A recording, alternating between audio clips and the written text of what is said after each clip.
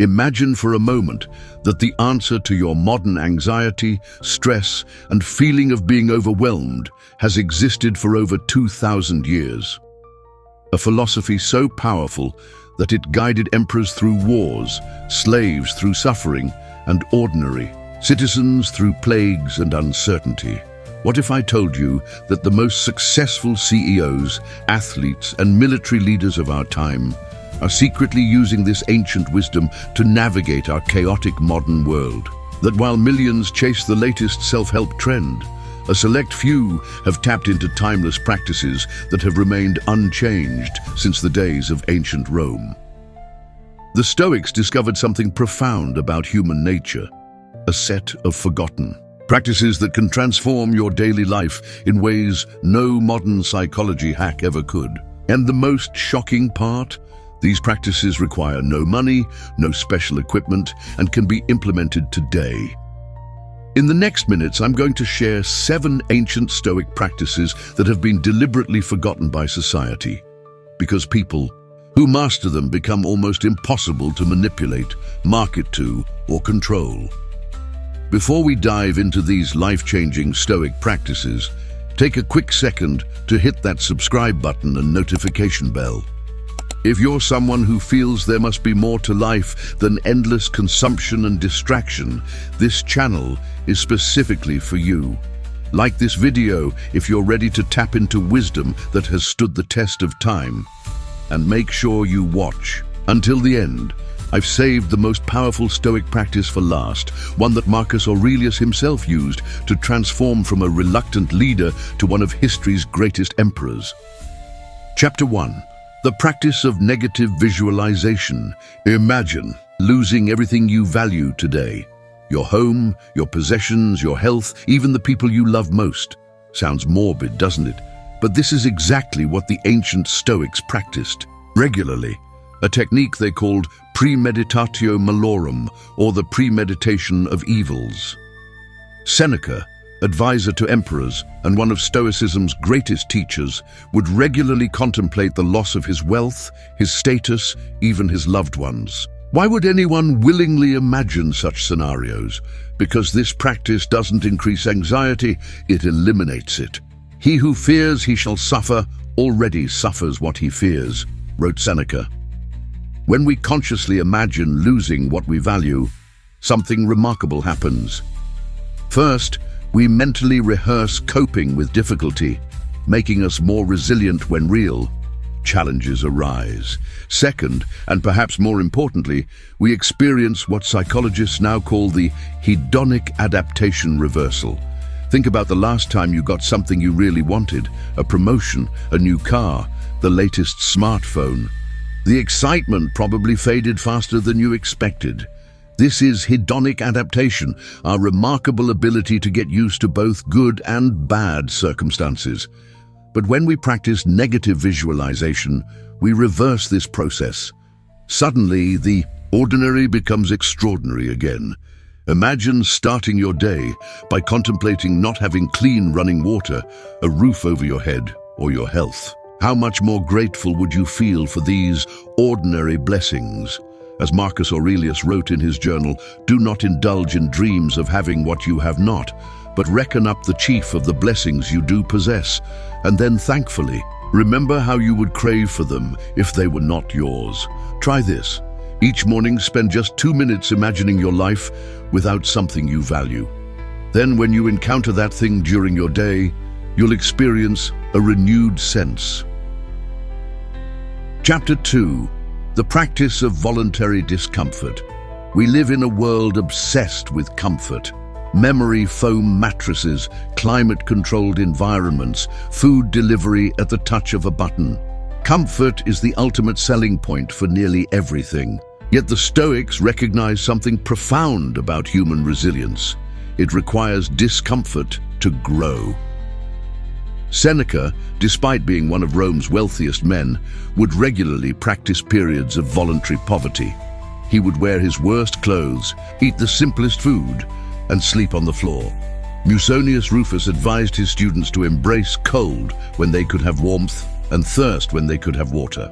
Set aside a certain number of days, during which you shall be content with the scantiest and cheapest fare, with coarse and rough dress, saying to yourself the while, "Is this the condition that I feared?" wrote Seneca. This wasn't masochism, it was training. By voluntarily embracing discomfort, the Stoics inoculated themselves against fortune's unpredictability. If you've already experienced hunger by choice, actual hunger becomes less frightening.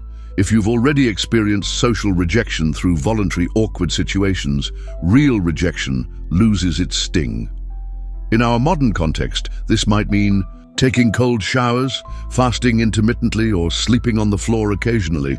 It could mean deliberately leaving your phone at home for a day, or walking in the rain without an umbrella. The key insight is this: comfort, while pleasant, weakens us over time. Voluntary discomfort strengthens our resistance to life's inevitable challenges. As Epictetus, who was born a slave, noted, "It is difficulties that show what men are." Consider how this ancient practice contrasts with our modern approach to life, where we're sold endless solutions to avoid even the slightest discomfort. The Stoics would argue our comfort addiction has made us more anxious, not less, because we've lost confidence in our ability to handle difficulty. Chapter 3. The practice of the view from above it. Hovering high above your city, watching yourself from the clouds. Now zoom out further. See your country, your continent, the entire Earth.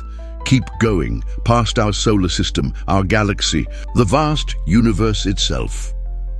From this cosmic perspective, what seemed like enormous problems just moments ago now appear in their true proportion.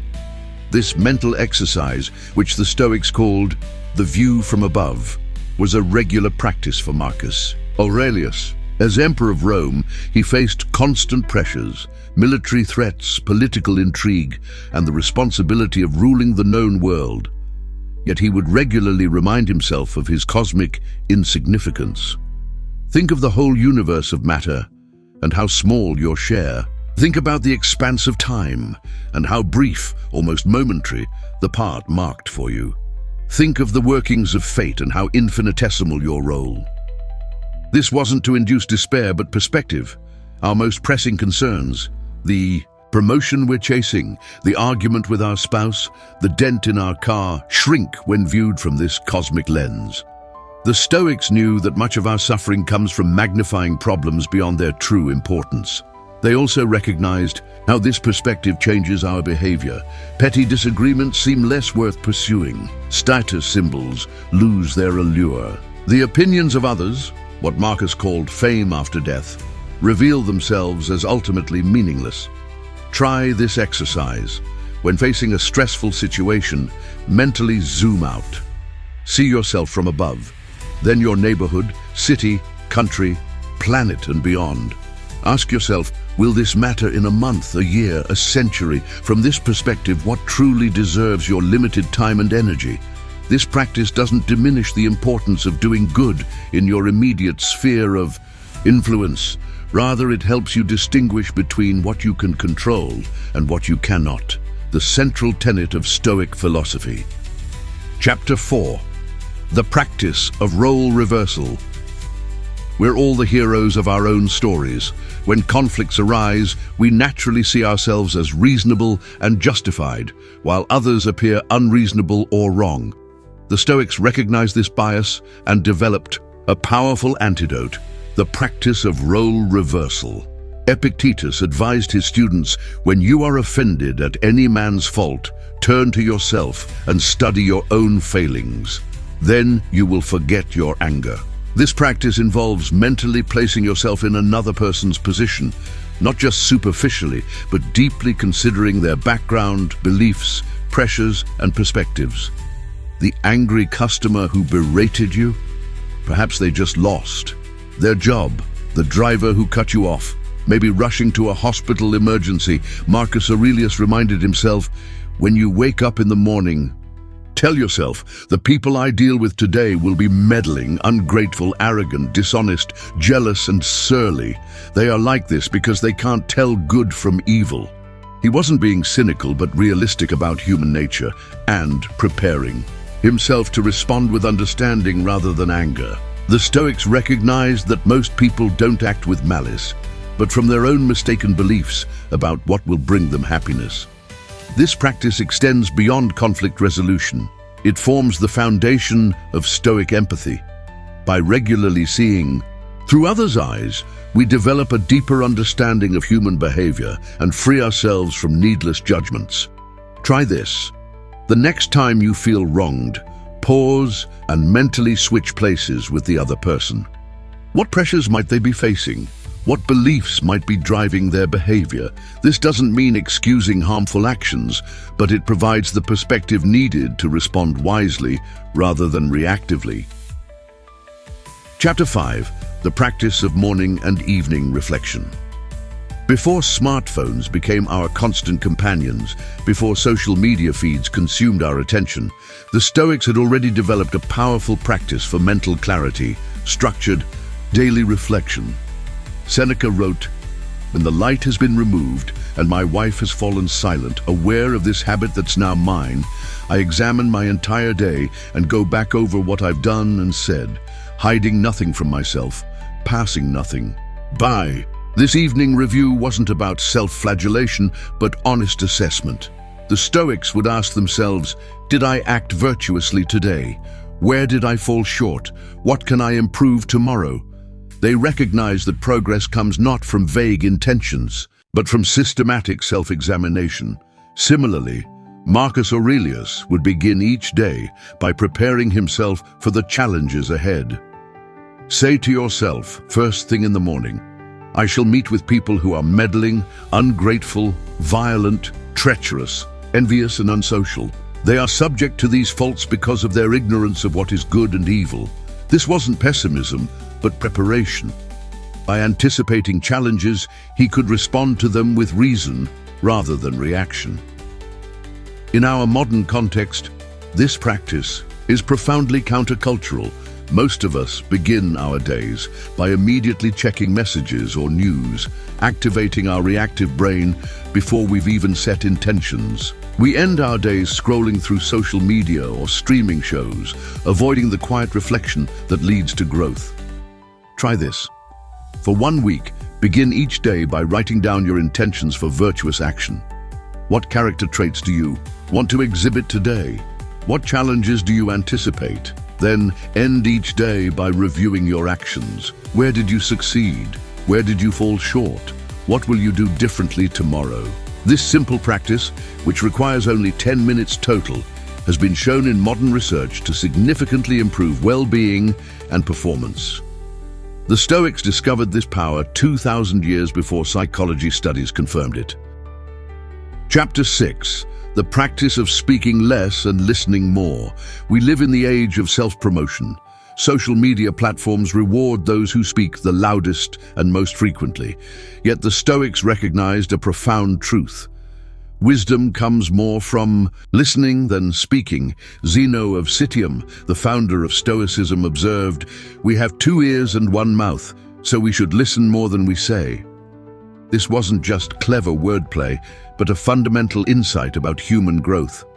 The Stoics practiced what we might call intentional silence, the discipline of speaking only when they had something valuable to contribute. They understood that most speech serves the ego rather than the truth. We speak to appear knowledgeable, to be liked, to fill uncomfortable silence, or to hear our own opinions reinforced.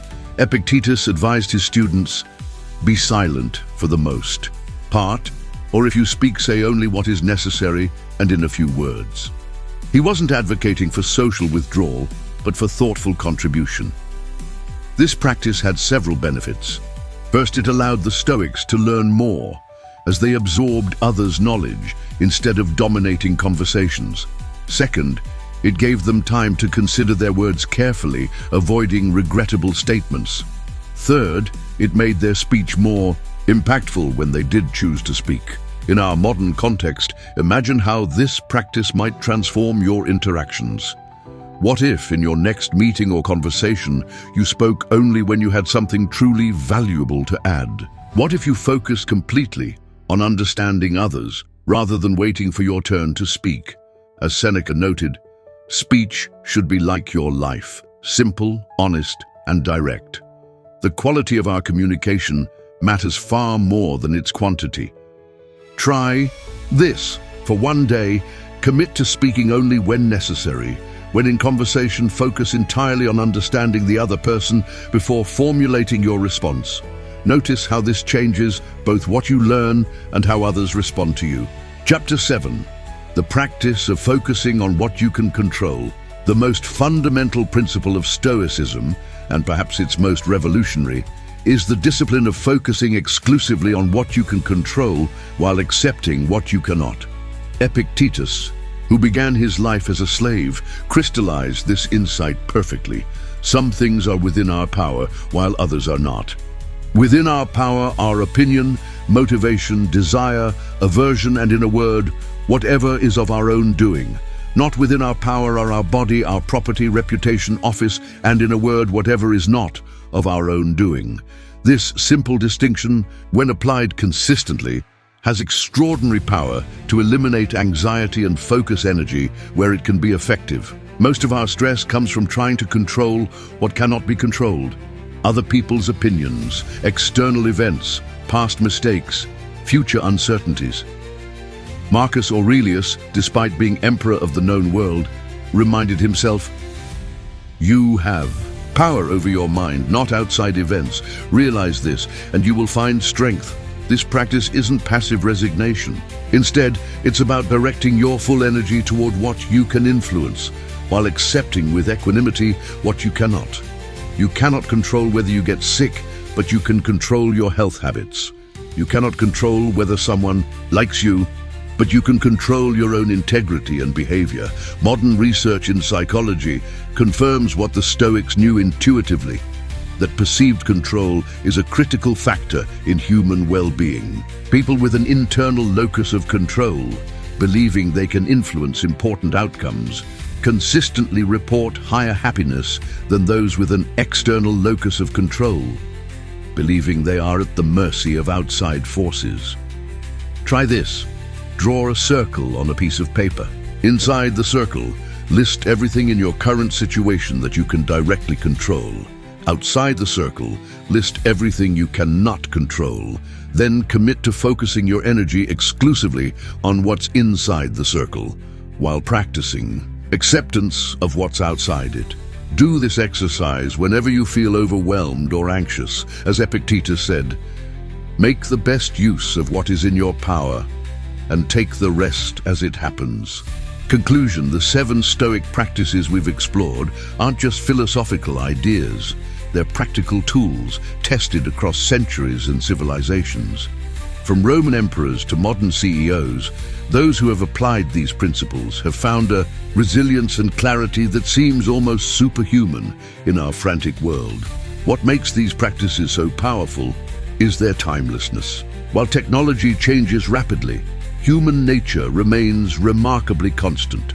We still struggle with the same fundamental challenges that faced the ancient Stoics: the desire for control, the fear of judgment, the attachment to comfort, and the inevitability of change. As you incorporate these practices into your daily life, remember that Stoicism isn't about perfection, but progress. The ancient Stoics themselves acknowledged their own shortcomings.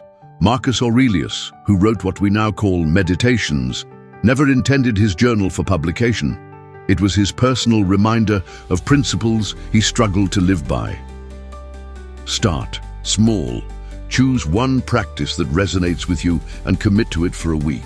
Notice how it affects your responses to life's challenges. Then gradually incorporate others. Over time, you'll find yourself developing the same inner citadel that allowed the Stoics to maintain tranquility amidst chaos. In a world that profits from your dissatisfaction, choosing contentment through ancient wisdom is a revolutionary act. As Seneca wrote, "The greatest wealth is a poverty of desires." Perhaps this is the most countercultural Stoic insight of all, that happiness comes not from acquiring more, but from wanting less. If you found value in these ancient practices, share this video with someone who might benefit. Please leave a comment, about which Stoic practice you find most important for you and plan to implement first. And remember, as the Stoics would say, today is the beginning of the rest of your life. How will you choose to live it?